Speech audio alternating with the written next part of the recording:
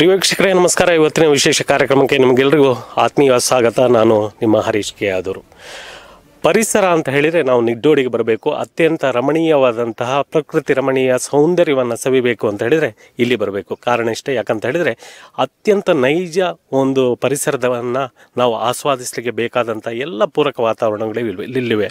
ಆದರೆ ದುರದೃಷ್ಟಕರವಾದಂಥ ಅಂಶ ಅಂತ ಹೇಳಿದರೆ ಇವತ್ತು ಪ್ರತಿಯೊಂದು ಕಂಪನಿಗಳು ನಿಡ್ಡೋಡಿಯತ್ತ ಚಿತ್ತ ನೆಡ್ತಾ ಇದೆ. ಈ ಒಂದು ಪ್ರಕೃತಿಯ ಮೇಲೆ ದೌರ್ಜನ್ಯವನ್ನು ಎಸಗುವ ಮತ್ತು ದಬ್ಬಾಳಿಕೆಯನ್ನು ಮಾಡುವಂಥ ಕಾರ್ಯವನ್ನು ಮಾಡ್ತಾ ಇದೆ. ಅದರ ಫಲವಾಗಿ ಇವತ್ತು ನಿಡ್ಡೋಡಿಯ ಜನತೆ ಒಗ್ಗಟ್ಟಾಗಿ ಇವತ್ತು ನಿಡ್ಡೋಡಿ ಪೇಟೆಯಲ್ಲಿ ಒಂದು ದೊಡ್ಡ ಪ್ರತಿಭಟನೆಯನ್ನು ಮಾಡಿದರು. ಆ ಪ್ರತಿಭಟನೆಯಲ್ಲಿ ಏನಿತ್ತು ಅಂತ ಹೇಳಿದರೆ, ನಿಡ್ಡೋಡಿ ಭಾಗದಲ್ಲಿ ಇವತ್ತು ಕೆಂಪು ಕಲ್ಲಿನ ಗಣಿಗಾರಿಕೆಯನ್ನು ಮಾಡಿ ಅದನ್ನು ಆಂಧ್ರದಂತಹ ಬೇರೆ ಬೇರೆ ದೂರದ ಊರುಗಳಿಗೆ ತಗೊಂಡು ಹೋಗಿ ಅಲ್ಲಿ ಸಿಮೆಂಟ್ ಮಾಡುವಂತಹ ಒಂದು ಕಾರ್ಯವನ್ನು ಮಾಡ್ತಾರೆ ಅಂತ ಹೇಳುವಂಥ ಒಂದು ಆಪಾದನೆಯನ್ನು ಈ ಭಾಗದ ಜನ ಮಾಡಿದರು. ಖಂಡಿತ ಹೌದು. ಯಾಕಂತ ಹೇಳಿದರೆ ಇಂತಹ ಒಂದು ಪ್ರಕೃತಿಯ ಒಂದು ರಮ್ಯ ಸ್ಥಳವನ್ನು ಅದನ್ನು ಅಗೆದು ಬಗೆದು ಅದರ ಗರ್ಭವನ್ನು ಸೀಳಿ ಇಲ್ಲಿ ಒಂದು ಅವ್ಯಾಹತವಾಗಿ ಒಂದು ಗಣಿಗಾರಿಕೆ ನಡೀತಾ ಇರುವಂತಹ ಒಂದು ಪ್ರದೇಶ ಇವತ್ತು ನಿಡ್ಡೋಡಿಯಾಗಿ ಮಾರ್ಪಾಡಾಗ್ತಾ ಇದೆ ಅಂತ ಹೇಳುವಂಥ ಖೇದಕರ ಅಂಶವನ್ನು ನಾನಿಲ್ಲಿ ಹೇಳಲಿಕ್ಕೆ ಇಷ್ಟಪಡ್ತಾ ಇದ್ದೇನೆ ಬಂಧುಗಳೇ. ಕಾರಣ ಇಷ್ಟೇ, ಇವತ್ತು ಪ್ರಕೃತಿಯ ಸೊಬಗನ್ನು ಸವಿಯಬೇಕಾದಂಥ ಸ್ಥಳದಲ್ಲಿ ಪ್ರಕೃತಿಯ ಮೇಲೆ ದೌರ್ಜನ್ಯ ನಡೀತಾ ಇರುವಂಥ ಕಾರ್ಯ ಇವತ್ತು ಆಗ್ತಾ ಇದೆ. ಇದರಿಂದಾಗಿ ಅನೇಕ ಜನಗಳಿಗೆ ತೊಂದರೆ ಆಗ್ತಾ ಇದೆ, ಅನೇಕ ಪ್ರದೇಶಗಳಿಗೆ ಹಾನಿ ಆಗ್ತಾ ಇದೆ. ದೊಡ್ಡ ದೊಡ್ಡ ಒಂದು ವಾಹನಗಳು ಸಂಚರಿಸುವಂಥ ಸಂದರ್ಭದಲ್ಲಿ ಅನೇಕ ಮಂದಿ ತೊಂದರೆಯನ್ನು ಅನುಭವಿಸ್ತಾ ಇದ್ದಾರೆ. ಇದರಿಂದಾಗಿ ಈ ಪ್ರದೇಶದಲ್ಲಿ ಮಾಲಿನ್ಯ ಉಂಟಾಗ್ತಾ ಇದೆ ಅಂತ ಹೇಳುವಂಥ ಕೂಗು ಇವತ್ತು ಕೇಳ್ತಾ ಇದೆ. ಆ ಪ್ರತಿಭಟನೆಯ ದೃಶ್ಯಾವಳಿಗಳನ್ನು ನಾವೀಗ ನೋಡೋಣ.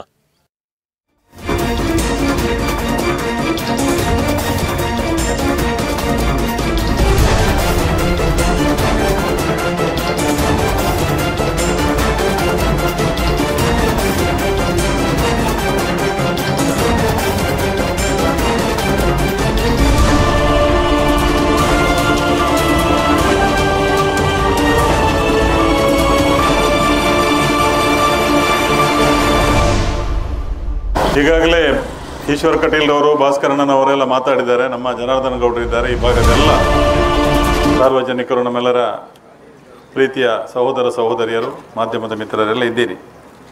ಈಗಾಗಲೇ ಇಲ್ಲಿ ಅಕ್ರಮವಾಗಿ ಗಣಿಗಾರಿಕೆ ಆಗ್ತಾ ಇದೆ ಅಂತ ಹೇಳಿಕೊಂಡು ಪ್ರತಿಭಟನೆ ನಡೀತಾ ಇದೆ. ಮೊನ್ನೆ ಒಂದು ಸಾಂಕೇತಿಕವಾಗಿ ಆಯಿತು, ಇವತ್ತಾಯಿತು. ಮೊನ್ನೆ ನಾನು ಇರಲಿಲ್ಲ, ಇವತ್ತು ಬಂದಿದ್ದೇನೆ. ನಾನು ಬರಲಿಕ್ಕೆ ಮೂಲ ಕಾರಣ ಅಂತ ಹೇಳಿದರೆ, ಇಲ್ಲಿ ಕೆಲವರು ಯಾರು ಹೇಳ್ತಾರಂತೆ ಉಮನಾಥ್ ಕೋಟೆಯನಿಗೆ MLರಿಗೆ ದುಡ್ಡು ಹೋಗಿದೆ ಅಂತ. ಅದಕ್ಕಾಗಿ ನಾನು ಬಂದದ್ದು. ಇಲ್ಲದ್ರೆ ನನಗೆ ಮೂಡ ಮೀಟಿಂಗ್ ಇತ್ತು. ಕೆಲವು ನಾಲಿಗೆಯಲ್ಲಿ ಎಲುಬಿಲ್ಲಲ್ಲ, ಕೆಲವರು ಮಾತಾಡ್ತಾರಂತೆ ಉಮನಾಥ್ ಕೋಟೆಯನಿಗೆ ದುಡ್ಡು ಕೊಟ್ಟಿದ್ದಾರೆ. ಯಾರು ಅವರು? ನನಗೆ ದುಡ್ಡು ಕೊಟ್ಟಿದ್ರೆ ದಯವಿಟ್ಟು ಎದುರು ಬಂದು ಹೇಳಿ. ಯಾರಾದರೂ ಕೊಟ್ಟಿದ್ರೆ ನಿಮ್ಗೆ ಗೊತ್ತಿದ್ರೆ ಹೇಳಿ.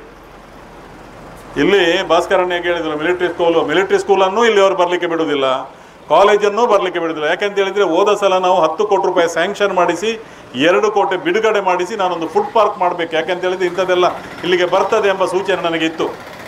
ಅದಕ್ಕಾಗಿ ಇಲ್ಲಿ ಯಾವುದೂ ಬರಬಾರ್ದು. ಒಂದು ಫುಡ್ ಪಾರ್ಕ್ ಮಾಡಿದರೆ ಖಂಡಿತ ಅದಕ್ಕೆ ಬೇರೆ ಯಾವುದಕ್ಕೂ ಪರ್ಮಿಷನ್ ಸಿಗೋದಿಲ್ಲ ಇಲ್ಲಿ. ಯಾಕೆಂದರೆ ಫುಡ್ ಅದು ತಿನ್ನುವಂಥದ್ದು, ಅದಕ್ಕೆ ಪೊಲ್ಯೂಷನ್ ಆಗ್ತದೆ ಅಥವಾ ನಾಶ ಆಗ್ತದೆ ಅಂತ ಹೇಳಿಕೊಂಡು ಅದಕ್ಕೆ ಯಾವುದೂ ಮತ್ತೆ ಇಲ್ಲಿ ಆ ವ್ಯಾಪ್ತಿಯಲ್ಲಿ ಸಿಗ್ತಿರಲಿಲ್ಲ. ನಾನು ತಂದಾಗ ಇದೇ ಜನ ನಮ್ಮನ್ನು ವಿರೋಧ ಮಾಡಿದರು, ಮಂತ್ರಿಗಳು ಮತ್ತು ನಾನು ಬರುವಾಗ. 2 ಕೋಟಿ ರಿಲೀಸ್ ಆಗಿತ್ತು. ಇದೇ ಜನ ಯಾರು ನಮಗೆ ವಿರೋಧ ಮಾಡಿದರೆ ಅದೇ ಜನ ಈಗ ಮೈನ್ಸಿನವರಿಗೆ ಮಾರಿದ್ದಾರೆ.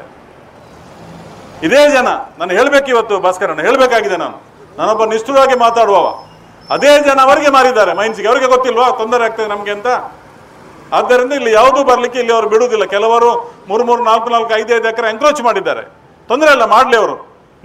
ನಾವು ಸರ್ವೆ ಮಾಡುವಾಗಲೂ ಹೇಳಿದ್ದೇನೆ, ನಮಗೆ ಫುಡ್ ಪಾರ್ಕಿಗೆ ಯಾರದ್ದು ಕೆಲವರು ಸ್ವಲ್ಪ ಕೃಷಿ ಎಲ್ಲ ಮಾಡಿದರೆ ದಯವಿಟ್ಟು ಅವರಿಗೆ ಬಿಡಿ, ನಾವು ಅದನ್ನು ಮುಟ್ಟುವುದು ಬೇಡ. ಖಾಲಿ ಜಾಗದಲ್ಲಿ ಮಾಡುವಂಥ ಖಾಲಿ ಜಾಗ ನೋಡಲಿಕ್ಕೆ ನಾನು ಮಂತ್ರಿಗಳು ಇಲ್ಲಿ ಬಂದಾಗ 10 ಕೋಟಿ ಸ್ಯಾಂಕ್ಷನ್ ಮಾಡಿಸಿ 2 ಕೋಟಿ ರಿಲೀಸ್ ಮಾಡಿಸಿದ್ದೆ. ಇದೇ ಜನ ಬಿಡಲಿಲ್ಲ, ಇಲ್ಲಿ ಮಾಡಬಾರ್ದು ಅಂತ. ಇನ್ನು ಕಾಲೇಜ್ ಮಾಡಲಿಕ್ಕೆ ಬಿಡ್ತಾರೆ, ಆ ಥರ ಯಾವುದಾದ್ರೂ ಮಾಡಲಿಕ್ಕೆ ಬಿಡ್ತಾರೆ? ಇವರು ಬಿಡುವುದಿಲ್ಲ. ಯಾಕೆ ಅಂತ ಹೇಳಿದರೆ ಇವರು ಬಿಡದಿದ್ದರಿಂದ ಈಗ ಇದಾದದ್ದು, ಈ ಪೊಲ್ಯೂಷನ್ ಆಗಲಿಕ್ಕೆ ಕಾರಣ ಇತ್ತು. ನೀವೇ ಕಾರಣ, ಈ ಭಾಗದ ಜನರು. ನಾನು ನೇರವಾಗಿ ಹೇಳುದು, ಪುನಃ ನೀವು ಹೇಳ್ತೀರಿ ಉಮನಾಥ್ ಕೋಟೆಯನಿಗೆ MLಗೆ ದುಡ್ಡು ಕೊಟ್ಟಿದ್ದಾರಂತೆ. ಯಾರು ದುಡ್ಡು ಕೊಟ್ಟದ್ದು? ದುಡ್ಡು ಕೊಟ್ಟು ಕೆಲಸ ಮಾಡುವ MLA ನಾನು. ಹಾಗಾಗಿ ಇವತ್ತು ಊರಿನವರು ಒಗ್ಗಟ್ಟಲ್ಲಿದ್ದರೆ ನಾವು ನಿಮ್ಮ ಜೊತೆ ಇರಲಿಕ್ಕೆ ಆಗ್ತದೆ. ನೀವು ಕೆಲವರು ಮಾರುವುದು, ಕೆಲವರು ದುಡ್ಡು ಕೊಡುವುದು, ಕೆಲವರು ಬೇರೆ ಬೇರೆ ರೀತಿಯಲ್ಲಿ ಅವರಿಗೆ ರೋಡು ರಸ್ತೆ ಕೊಡುವುದಾದರೆ ನಾವೇಗೆ ಒಗ್ಗಟ್ಟಾಗಿ ಮಾಡುವುದು? ಎಲ್ಲರೂ ಒಗ್ಗಟ್ಟಾಗಿ ನಿಂತರೆ ಇಲ್ಲಿ ಯಾರು ಬರಲಿಕ್ಕೆ ಆಗಲ್ಲ. ಲೀಗಲ್ ಆಗಿ ಮಾಡಲಿ, ಇಲ್ಲೀಗಲ್ ಆಗಿ ಮಾಡಲಿಕ್ಕೆ ನಾವು ಬಿಡುವುದಿಲ್ಲ. ಯಾವುದಿದ್ರು ಲೀಗಲ್ ಆಗಿ ಅವ್ರಿಗೆ ಮಾಡಲಿಕ್ಕೆ ಇದ್ದರೆ ಸರ್ಕಾರ ಸಂಪೂರ್ಣ ಪಂಚಾಯತಿನ ಪರ್ಮಿಷನ್ ಬೇಕು. ಪಂಚಾಯತಿನ ಮುಖ ನೋಡಲಿಲ್ಲ ಅವರು. ನೋಡಿದಾರಮ್ಮ? ಪಂಚಾಯತಿಗೆ ಬಂದಿದ್ದಾರಾ? ಪಂಚಾಯತಿನ ಪರ್ಮಿಷನ್ ಇಲ್ಲದೆ ಯಾವುದೂ ಮಾಡಲಿಕ್ಕೆ ಆಗಲ್ಲ. ಹಾಗಾಗಿ ಇವತ್ತೆಲ್ಲ ಡಾಕ್ಯುಮೆಂಟನ್ನು ತೆಗೆದಿದ್ದಾರೆ ಸಂಬಂಧಪಟ್ಟವರು. ಡಾಕ್ಯುಮೆಂಟಲ್ಲಿ ಅದು ಲೀಗಲ್ ಅಲ್ಲ, ಇಲ್ಲೀಗಲ್ ಏನೋ ಮಾಡಿಕೊಂಡಿದ್ದಾರೆ, ಅದೆಲ್ಲ ಡೂಪ್ಲಿಕೇಟ್ ಅಂತ, ಒರಿಜಿನಲ್ ಅಲ್ಲ ಅಂತ ಹೇಳ್ತಾರೆ. ಹಾಗಾಗಿ ಇವತ್ತು ನಾನು ಹೇಳುವಂಥದ್ದು ಇಷ್ಟೇ. ನನಗೆ ಭಾಳ ಬೇಸರ ಆಯಿತು. ನನಗೆ ನಿನ್ನೆ ಒಂದು ನ್ಯೂಸ್ ಬಂತು, ನೀವು ದುಡ್ಡು ತೆಕ್ಕೊಂಡಿದ್ದೀರಿ ಅಂತ ಹೇಳ್ತಾ ಇದ್ದಾರೆ ಕೆಲವರು ಅಂತ. ನಾನು ಅದನ್ನು ನೇರವಾಗಿ ನಿಮ್ಮ ಮಾಧ್ಯಮದ ಮುಂದೆ ಹೇಳ್ತಾ ಇದ್ದೇನೆ. ಈಗ ನಾನು ಹೇಳಿದ್ದು ಅವರಿಗೆ ಗೊತ್ತಾಗ್ತಲ್ಲ, ದುಡ್ಡು ಕೊಟ್ಟವರಿದ್ದರೆ ಅದು ಕೋಟ್ಯಾಂತರಿಗೆ ಕೊಟ್ಟಿದ್ದೇವೆ ಅಂತ ಹೇಳ್ಬೋದಲ್ಲ. ಕಳೆದ ಸಲ ನಾನು ಅವರ ಹತ್ರ ಮಾತಾಡಿದ್ದು ಅಂತ ಹೇಳಿದರೆ, ನೋಡಿ ಮಾರೆ, ಲೀಗಲ್ ಆಗಿ ಕರೆಸಿ ಮಾತಾಡಿದ್ದೇನೆ. ಲೀಗಲ್ ಆಗಿ ಸರಿಯಾಗಿ ಕೊಂಡಿದ್ದರೆ ಮಾತ್ರ ಮಾಡಿ, ಊರಿನವ್ರದ್ದು ಅಬ್ಜೆಕ್ಷನ್ ಇದೆ ಅಂತ ಅವ್ರಿಗೆ ಹೇಳಿದ್ದೇನೆ. ಇಲ್ಲ ಸರ್ ನಮ್ದೆಲ್ಲ ಲೀಗಲ್ ಅಂತ ಹೇಳಿದರು. ಬಳಿಕ ನಾನೊಂದು ಫೋನ್ ಮಾಡಿದ್ದು, ನಮ್ಮ ಕಂಬಳಕ್ಕೆ ಏನಾದರೂ ಸ್ವಲ್ಪ ಡೊನೇಷನ್ ಕೊಡಿದ್ದ, ಅದಕ್ಕೆ ರಸೀದಿ ಕೊಟ್ಟಿದ್ದೇವೆ. ಕಂಬಳಕ್ಕೆ ಎಷ್ಟು ಡೊನೇಷನ್ ಕೊಟ್ಟಿದ್ದಾರೆ ಅದಕ್ಕೆ ರಸೀದಿ ಕೊಟ್ಟಿದ್ದೇವೆ. ಈಗ ನಮ್ಮ ಹತ್ರ ಪ್ರೂಫ್ ಉಂಟು.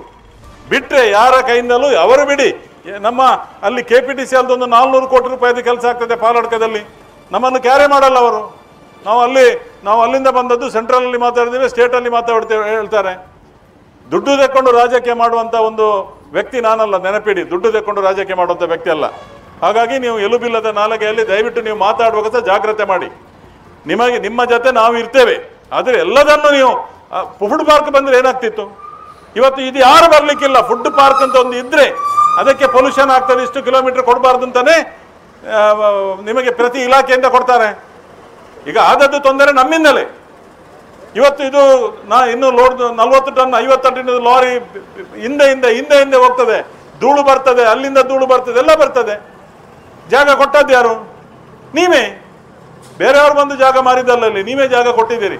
ಆದ್ದರಿಂದ ನಾನು ಸ್ಪಷ್ಟವಾಗಿ ಹೇಳ್ತೇನೆ, ಖಂಡಿತವಾಗಿಯೂ ನಿಮ್ಮ ಜೊತೆ ನಾನಿರ್ತೇನೆ. ನನಗೆ ಒಳಗೆ ಒಂದು ಹೊರಗೆ ಒಂದು ಮಾತಾಡಲಿಕ್ಕೆ ಗೊತ್ತಿಲ್ಲ. ನೇರವಾಗಿ ನಿಮ್ಮ ಜೊತೆ ನಾನಿರ್ತೇನೆ. ಖಂಡಿತವಾಗಿ ನಿಮ್ಮ ಹೋರಾಟದಲ್ಲಿ ನಾವಿರ್ತೇವೆ.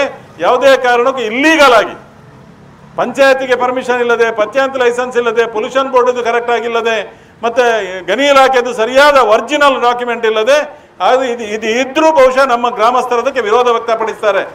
ಇಡೀ ಗ್ರಾಮಸ್ಥರನ್ನು ನೀವು ಅವರ ಒಪ್ಪಿಗೆಯನ್ನು ಪಡೆದು, ಪರ್ಮಿಷನ್ ಅನ್ನು ಇಡೀ ಗ್ರಾಮಸ್ಥರಲ್ಲಿ ಯಾರೆಲ್ಲ ಇದ್ದಾರೆ ನಿಡ್ಡೋಡಿ ಗ್ರಾಮದ ಈ ಭಾಗದ ಜನ, ಅವರ ಒಪ್ಪಿಗೆಯನ್ನು ಪಡೆದು ಪಂಚಾಯತೆ ಕೊಡಲಿ ಅಥವಾ ಇಲಾಖೆ ಕೊಡಲಿ, ಇಲ್ಲಿಯೇ ಬಂದು ಸಾರ್ವಜನಿಕರ ಒಪ್ಪಿಗೆಯನ್ನು ತಗೊಳ್ಬೇಕು, ಮಾಡ್ಬೋದಾ ಅಂತ.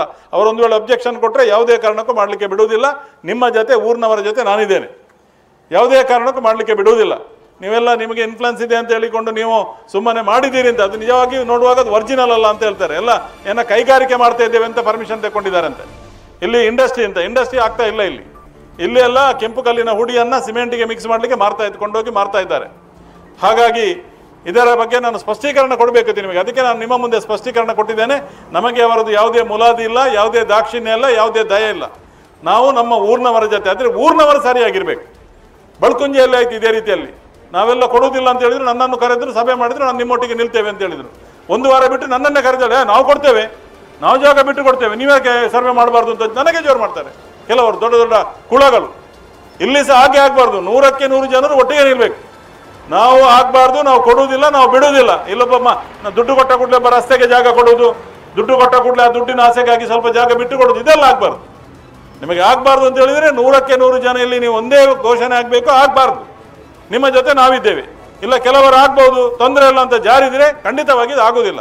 ಎಲ್ಲರೂ ಒಗ್ಗಟ್ಟಾಗಿರಿ. ನಿಮ್ಮ ಜೊತೆ ನಿಮ್ಮ ಶಾಸಕರು, ನಮ್ಮ ಪಾರ್ಟಿ ಭಾರತೀಯ ಜನತಾ ಪಾರ್ಟಿ ನಿಮ್ಮ ಜೊತೆ ಯಾವತ್ತಿದೆ, ನಾನಿದ್ದೇನೆ. ಎಲ್ಲರೂ ಪಂಚಾಯತ್ ನಿಮ್ಮ ಜೊತೆ ಇದೆ, ನಾವೆಲ್ಲ ನಿಮ್ಮ ಜೊತೆ ಇದ್ದೇವೆ. ಖಂಡಿತವಾಗಿ ಇಲ್ಲಿಗಲ್ ಆಗಿ ಇದನ್ನು ಬಿಡಲಿಕ್ಕೆ ನಾವು ಬಿಡುವುದಿಲ್ಲ. ಹಾಗಾಗಿ ಸ್ಪಷ್ಟವಾಗಿ ಹೇಳ್ತಾ ಇದ್ದೇವೆ, ಇದು ಸಂಬಂಧಪಟ್ಟವರಿಗೆ ತಿಳಿಬೇಕು.